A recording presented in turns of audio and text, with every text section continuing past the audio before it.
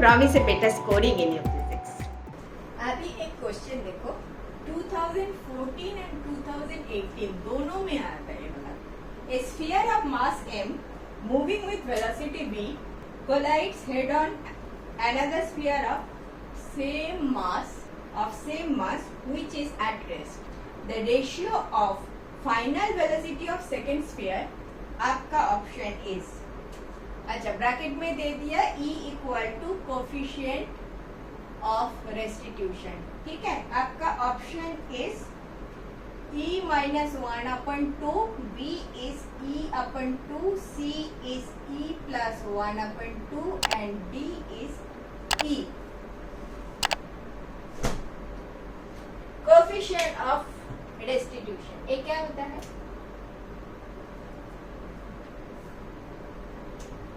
इसका एक डेफिनेशन है, ये जान लो. E equal to relative velocity after collision divided by relative velocity before collision. Relative velocity v2 minus v1 divided by u2 minus u1. No, u1 minus u2. This is not fair. मुझे पता है आपको गुस्सा आ रहा है. v2 minus v1. This is your m1, this is your m2, m2 का v2 इसको v1. Before collision m1, m2 इसको u1, u2. ठीक है. After collision relative velocity v2 minus v1 correct है. u1 minus u2 क्यों है? u2 minus u1 क्यों नहीं है? अच्छा सोचो, u1 अगर u2 से if u1 is not greater than u2 ये collision कभी होगा क्या? m1 आके m2 से लगा ना, u1 को बड़ा होना ही चाहिए इस ये collision होने के लिए. if u1 is not greater than u2, if u1 is less than u2, the collision will not happen. Clear? बहुत सारे लोग इसको क्या लिखते हैं, v2 minus v1 with negative sign इधर दे देते हैं, इधर कर देता है u2 minus v1. ए भी बहुत सारे बुक में आता है. Whatever way you like to remember, you remember.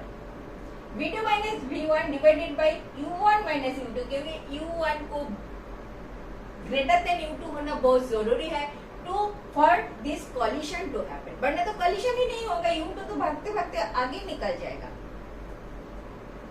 Clear? Clear?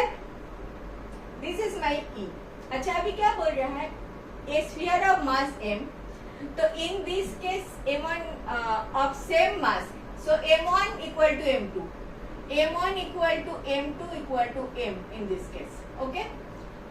अच्छा, with velocity v, moving with velocity v, so u1 equal to v, u1 equal to v, collides head on with the same mass at rest, and this is इसको collide किया ना, u2 is at rest, u2 equal to 0, which was at rest. The ratio of final velocity of second sphere v2 second sphere to the initial velocity of the first sphere, that is u1 मतलब v equal to कितना, which also means v2 by u1 equal to कितना. This is your question. समझ में आया? फिर से एक बार. A sphere of mass m moving with velocity v meaning by u1 equal to v collides head on with another sphere of same mass at rest, मतलब u2 is 0, u2 is 0.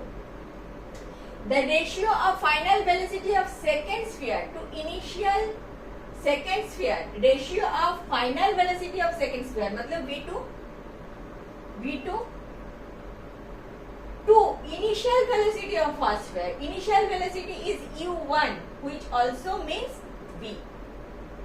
So v2 by v कितना है वो पूछा है in terms of e. Clear? Very very clear. Head on coalition हुआ, head on. तो मैं conservation of moment momentum लगाओ, applying conservation of momentum, applying conservation of momentum. Head on हुआ, मुझे V से रिश्ता है, कुछ एंगल नहीं है, लगाओ। तो initially m1 u1 plus 0 equal to m1 v1 plus m2 v2। Clear? m1 and m2 को m लिखते हैं, m u1 बोले तो v mv plus 0 equal to m v1, v1 का तो कुछ बोला नहीं है तो v1 रख लो, v1 plus m v2, v2 रख लो, mm निकाल दो तो v equal to v1 plus v2 करके रखो। This is your equation number 1। Clear?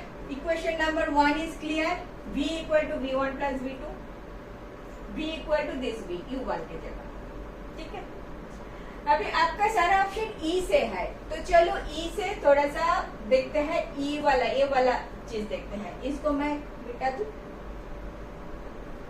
दूं इसको, इसका काम हो गया। अभी देखो E this E equal to v2 क्या है, v2 है, अरे बाप रे। v1 क्या है, v1 is v1 only, v1 को मैंने ठीक नहीं किया वो रब करके, फिर से करती हूँ। This is m1 m2, this is m1 m2, this is u1, this is u2, it is v1, it is v2। Clear? u1 की जगह मैं v लिखूंगी, u2 equal to 0, v1 and v2, तो v2 बाई v मुझे निकलना है, v1 तो v, तो v2 minus v1 divided by u1 कितना, u1 is v minus u2 कितना 0। करेक्ट? सो ये क्या हो गया, v2 minus v1 by e हो गया, बाई v हो गया। क्या कह रहे हो? अभी e v equal to v2 minus v1, इसको आप इक्वेशन नंबर 2 करके रखो। This is 1 equation, this is 2 equation. अभी इसको रब करो, आपने नोट कर लिया। अभी equation number 1 and equation number 2 को ऐड कर दो, 1 प्लस 2 कर दो, तो v equal to v1 plus v2 and ev equal to v2 minus v1। Add करोगे तो क्या होता है, v plus ev equal to v1 निकल गया, 2v2 हो गया। v कर लो 1 plus e equal to 2v2। आपको चाहिए क्या, v2 by v, so v2 by v क्या होता है, e 1 प्लस e, वही रखो ना, 1 plus e upon 2, e plus 1 upon 2। C is your correct option. समझ में आया? 2 बार ये क्वेश्चन आया था, सो इम्पोर्टेंट क्वेश्चन है, इसीलिए मैंने इसको उठाया। कैसे सॉल्व किया, अप्लाइंग कंजर्वेशन ऑफ मोमेंटम एक तरफ लिया, दूसरा डेफिनेशन ऑफ ई को रखा, और मेरा this is one condition, u1 equal to v2 equal to 0 and v1 and v2 तो एज इट वाज। दोनों तरफ इक्वेशन 1 एंड इक्वेशन 2 ऐड करके मैंने v1 को निकाल दिया, v2 रह गया, v2 बाई v का रेशियो आपको पूछा है। Thank you for watching. This way I have explained last 20 years of questions. If benefited, do watch.